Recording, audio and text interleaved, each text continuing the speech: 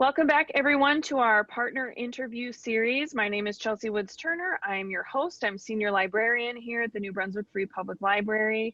And I have with me today Jian Bland from New Brunswick Tomorrow and Rebecca Escobar from the Youth Advocate Program in Middlesex County. Ladies, welcome. Jian, would you introduce yourself to us? Absolutely. It's great to be with you, Chelsea. My name is Jian Bland. I'm the Director of Youth Services for New Brunswick Tomorrow. Wonderful. And Rebecca? Yeah, thank you for having us. My name is Rebecca Escobar, and I am the Program Director of the Youth Advocate Programs in Middlesex County. Okay, great. So I wanted to talk to you both today about the partnership between your two organizations, which is the school-based youth services. Could you tell us a little bit about that partnership? Sure, yes. So New Brunswick Tomorrow and Youth Advocate Program are entering the second year of their partnership with the School-Based Youth Services Program. SchoolBased is a collaboration between our two organizations, the New Brunswick Board of Education and the New Jersey Department of Children and Families. And we serve 4 schools here in the district. We're in the high school, McKinley School, Lord Sterling, and the Roosevelt School. And we employ 3 staff members per site at each one of those locations to do a range of things. It's really a comprehensive program that does everything from mental health services. We have licensed clinical social workers in those buildings, to academic tutoring, to parental engagement.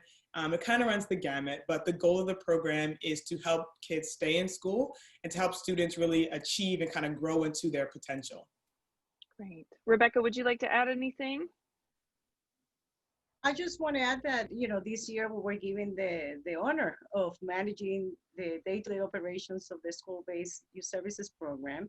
And it has been a great access to our community and for our kids. And I am very excited to talk a little bit more later of what the things that we have been doing through this crisis now that we are in the state of New Jersey. Yeah, absolutely. Yes, school-based is well known around the city as being a reliable service for kids and families. So could you tell us a little bit about how you're offering modified services during COVID-19? Well, as you know, mid-March, everybody has to close. We were all in lockdown. So that didn't mean, for some people it was lockdown. For some others, it meant lockdown, but continue working. And so we have not stopped since this pandemic hit New Jersey.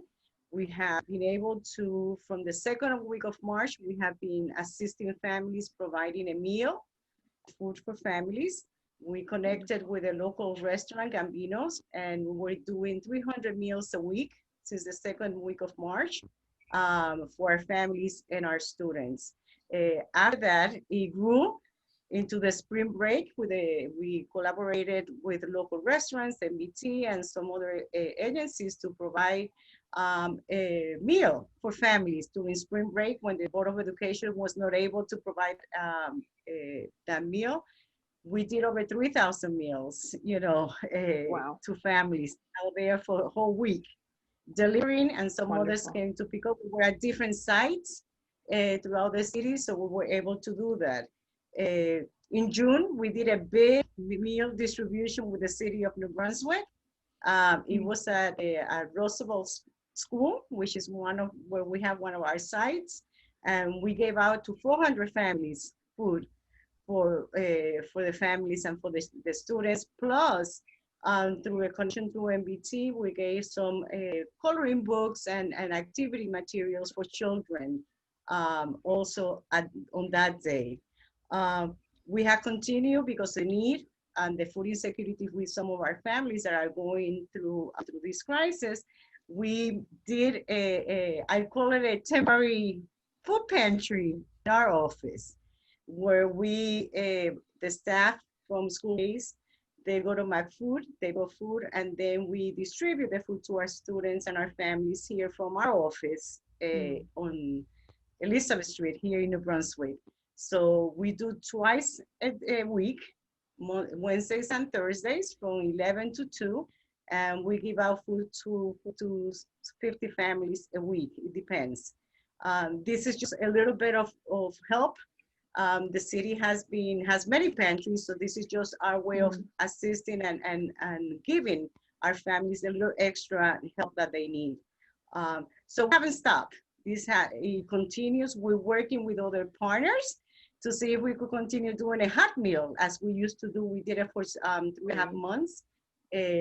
So we're looking into what else can we do with the Let's Just Promise, if there's a way with Mercado Esperanza vendors to see if we could provide a hot meal for our families. And so we haven't stopped. We continue to work in the midst of all of this, of giving out food. There's also families that have some needs. You know, they need information, whether it's for housing, whether it's because of their unemployment, medical stuff. So the staff have been working throughout that with families. Plus, our clinicians have been offering telehealth services to our families that are part of the school-based program in our sites, in the 4 sites. So it has continued. We have no stop. And it's something that we plan to continue when the academic year starts, to continue doing what we have been doing in a different way, but effective way to service our families and children. That's wonderful. Jian, is there anything you'd like to add to the list, the wonderful list of services that Rebecca has given us? Yes, as Rebecca has just kind of laid out for us. We've been busy. You know, it's certainly been a busy spring and summer for us. To that last point about mental health, I really think it's important that we underscore mental health in our community, for our students especially. So we really made it a point almost immediately to switch to telehealth services in March, so that the students could still access their clinicians and their counselors in a virtual way. And then we worked with the district, with Ms. Scusa, with Lee Neiman, to put together some webinars for parents and community members in early May. And then again, and a little bit later on into May, we did a professional development for K-8 guidance counselors, for school social workers, talking about ways in which they could themselves kind of deal with the pandemic, and also ways that they could engage their students. And then in early June, we collaborated with NAMI, the National Alliance for Mental Illness in New Jersey, with Eric B. Chandler and our school-based clinicians to do a series of virtual assemblies for younger kids, so K through 5, middle school students 6 to 8, and then of course for our high school students 9 to 12. So our mental health piece is a really kind of core piece of the program, and we enjoy a lot of really solid partnerships, everyone from the district to NAMI, to Eric B. Chandler, to try and make sure that our students feel that they can access our services anytime that they need to. So it seems like when a student comes to you, your partnership really addresses the whole person and the whole family, which is great. Absolutely. So what is the primary point or primary way people can access you guys right now? Is it at these sites? Is it through a website? How can people access these services? So obviously, since we are not physically at the schools, is kind of email be the best way.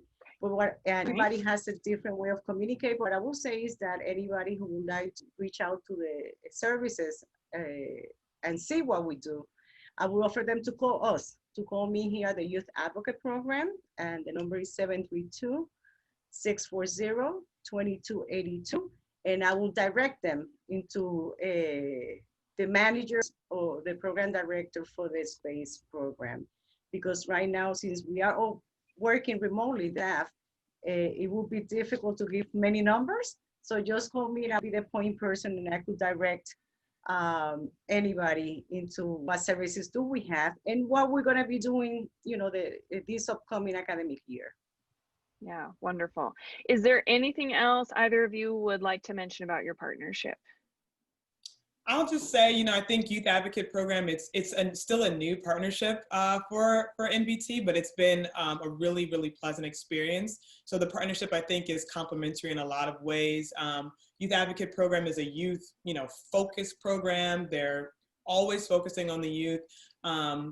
even youth that we feel, you know, need additional help beyond just, you know, what we typically offer. I've seen just a willingness to go above and beyond for the students. And so from my vantage point, it's just been such an asset to the community, as Rebecca mentioned before. So we're looking forward to our second year of partnerships, and we're really hoping to make it the best that we can, despite, you know, the challenges that we faced, the pandemic, virtual, remote learning. So we're just looking forward to make it the best year that we can for the students.